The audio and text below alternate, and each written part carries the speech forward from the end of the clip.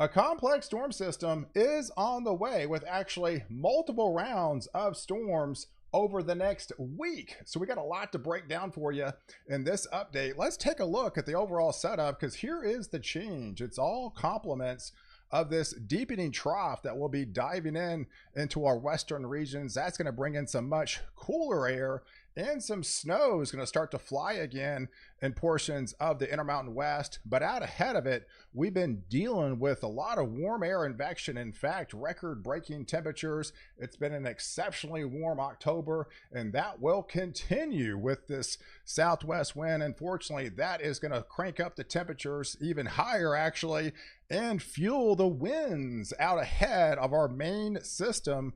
And yes, the winds are going to be strong, especially as we head into tomorrow afternoon, heading into Wednesday. So we did have a breakdown here of some of these wind gusts out ahead of the main system. Yes, you're looking at 40, if not almost 50 miles an hour for those areas in and around portions of Texas into Oklahoma, back into Kansas. This area has been extremely dry. Some areas that has not received any rainfall whatsoever, even in over a month time span. And unfortunately, that is going to fuel the fire conditions. We've got several fires happening right now in and around the Oklahoma region, and we do have widespread red flag warnings, fire watches, and critical fire risk over portions of Oklahoma. And yes, unfortunately, with those 40 to 55 mile per hour winds tomorrow and into Wednesday, that is only going to fuel these fires even more with all the very dry vegetation.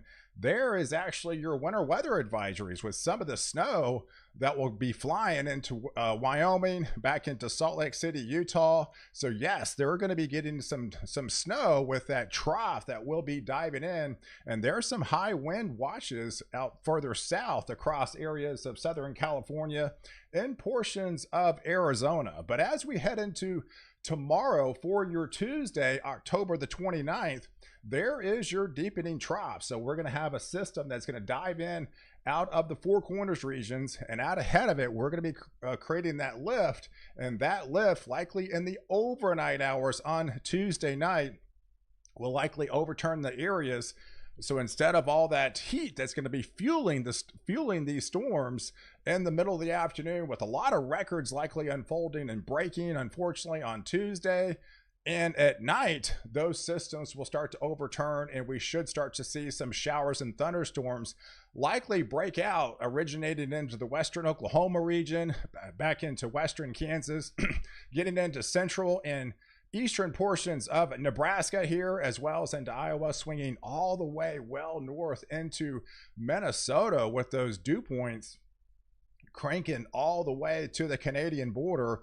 And there is the surface map. So it's likely going to unfold after the midnight time frame on Tuesday, heading into Tuesday night during the overnight hours. So we should start to see snow flying in Wyoming, portions of Colorado there, and then out ahead of it, that's where we have the storm complex. Not terribly out ahead. I think the threat on Wednesday is going to be a little bit more significant, but nonetheless, this will be the beginning stages of what's to come, with actually multiple systems over the course of the next week. So we're really going to break this thing down for you over day by day. So by the time we head into Wednesday, look at your water vapor transport index. That Gulf of Mexico is open for business, guys, and that's when the south winds pull in all that warm Gulf air down there in the Gulf that feeds it back into Texas, into Oklahoma, as well as into Kansas.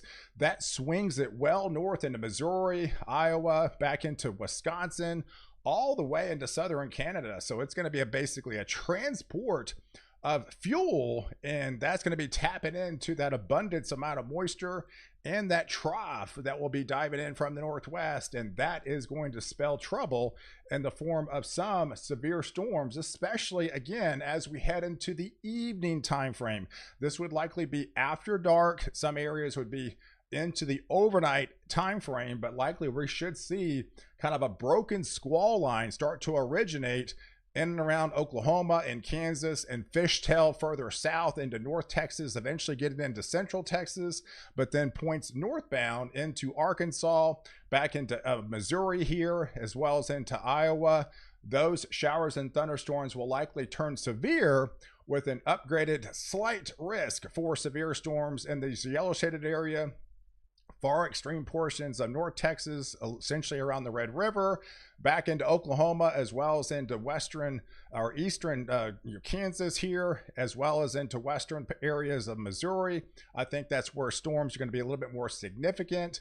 Further south, you're basically going to be on the tail end and more of a gustier wind threat. Further north, you include more of a hail threat. And then once you get into Oklahoma, into Kansas, portions of Missouri, I think you become a little bit more of a tornado risk for those areas. So right now, the way the math looks, if you live within the Oklahoma region, as well as into Kansas and portions of Missouri, I think you have your highest threat if you're going to see a tornado out of this setup. Further south, it's going to be more of a hail and more of a gustier wind threat with the tail end of the system further south into Texas. But nonetheless, it definitely looks like an evening type setup, if not an overnight type setup for those areas. But as we head into Halloween, yeah, a lot of people are looking out for the trick-or-treaters. You got little kids taken out and have plans on Halloween. This is what it would likely look like. So yes, anywhere you see the clear, that's where storms have likely cleared. This is where the squall line will likely be by the time you're getting into your 4, 5, 6 o'clock, by the time you start to head out for your Halloween plans. In and around the Houston region, you're likely going to have some storms around anywhere from Louisiana back into Mississippi, western areas of Tennessee, western Kentucky, back into Illinois, Ohio, and that will swing up into the Great Lakes. And yes, the wraparound with that low pressure center now going to be highlighted over the Great Lakes. You get kind of that wraparound moisture in areas of northern portions of Wisconsin, and then the far extreme portions of the Pacific Northwest. Other than that, it should be a fairly clear Halloween night for you guys, for your trick-or-treaters. But as we head into Friday and head into Saturday, yeah, it's going to be another renewed lift. So that cold front is only going to be able to travel so far east. That's actually going to back up as a warm front. So when it backs up as a warm front, yes, we're talking more lift. So you're going to tap into that abundant fuel of the Gulf of Mexico again. We start to see widespread showers and thunderstorms back into play for those areas into Texas and Oklahoma again, as well as into Kansas. And yes, look at the green showing up on the map in California, folks. Yes, I am expecting showers and thunderstorms to be impacting for those areas into California. And eventually we'll have yet another storm system that will be diving into the southwestern regions and bring them beneficial rains coming for the Southwest. Yes, there is the setup as we head into Sunday. We've got a renewed upper level low that's going to be digging down into the Baja. We've still got warm advection for your central and eastern 2/3 of the country, while much of the west continues to remain on the cool, if not chilly side. And then yet we have another area of low pressure that's going to dive into the Baja area, and that's going to provide new lift into Southern California, Arizona, back into New Mexico, and yes, back into those areas into Texas, into Oklahoma, Kansas, and swinging into the areas of the upper Midwest. So the setup on Sunday, this is where your precipitation will likely unfold. You'll have more precipitation unfold across the middle part of the country, from Texas to Kansas to Missouri, back up into Iowa, and then you'll have another system come in for your areas of California. So that will likely impact California on Sunday. And then going into Monday, you're likely going to have renewed lift for those areas into back into the Southwest, with that deepening trough again going to be even digging further heading into Tuesday, November 5th timeframe. So that is going to be providing new lift for these areas along the south. So yes, these areas that just haven't seen much of anything over a 5-week span, now we're going to get in these daily showers and thunderstorm chances where we could be putting together maybe 7 days in a row of at least some sort of measure of precipitation for some of these areas. areas. So you go with a drought for an extended drought, and then now it seems like they'll have daily or rain or storm chances around, because we'll just have multiple complexes with pulses of energy coming in almost on a daily basis. So even on Tuesday, that spread is going to push back into Arizona, back into New Mexico, as well as into Texas again. This impacts Arkansas now, into Missouri. That swings over to the upper Midwest, the Ohio Valley, even into the Mid-Atlantic is going to finally get into the action with the rain and storm opportunities. And there's Wednesday, right? Another system. We'll have yet another system with the Gulf of Mexico really opening up.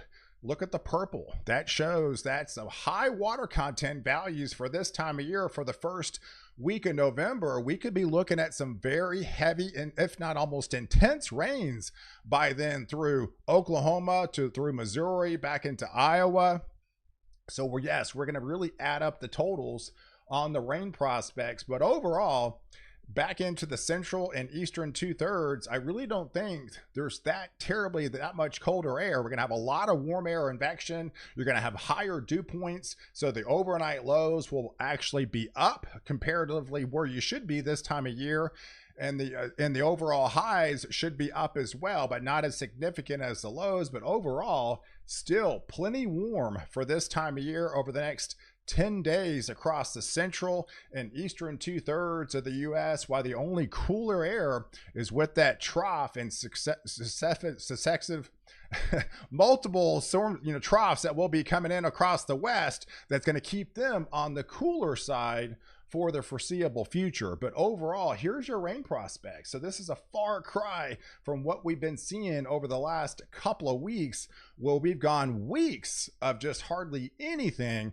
Now the map is lit up with precipitation, with these multiple storm systems likely impacting mainly the central and southern plains, getting into the upper Midwest with pretty significant rain amounts if you total it up over the next 7 to 10 days. But even areas out in the Four Corners region, for those areas out west, much of the deserts getting into California, those are beneficial rains. Where you likely don't see much of anything is down here to the southeast. So I think Florida continues to remain on the drier side. Much of the southeastern back into North Carolina, those areas will likely continue to remain on the drier side. They really haven't had much precipitation after Helene. So those areas will continue to remain high and dry, while the rest of the country really amplifies and raises the bar with precipitation with these multiple storm systems over the next 7 to 10 days. So guys, I appreciate you guys watching. Do like this video, definitely hit the subscribe button, and catch the next update while I protect you before and after the storm.